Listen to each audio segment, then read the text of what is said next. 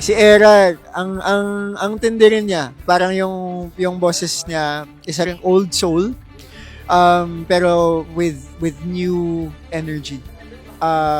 Singing that song requires a lot of maturity, I think. Tsaka kailangan gets mo siya dahil hindi magaan yung sinasabi ng kanta. So hindi rin pwedeng magaan yung pagkakanta. Kailangan may diin, kailangan may bigat na taglay, 'di ba? At I think when she sang yung verse pa lang, tsaka lalo na yung verse kasi usually lalo na sa song na yun, hindi mo siya dapat dinadaanan lang. Kailangan ninanamnam mo yung bawat salita. At nagawa ni Era yun. And I think she would be in great hands with Coach Zach.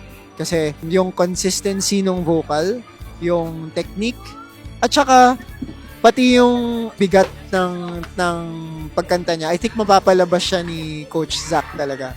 So, good luck sa'yo, Era, and we'll see you soon.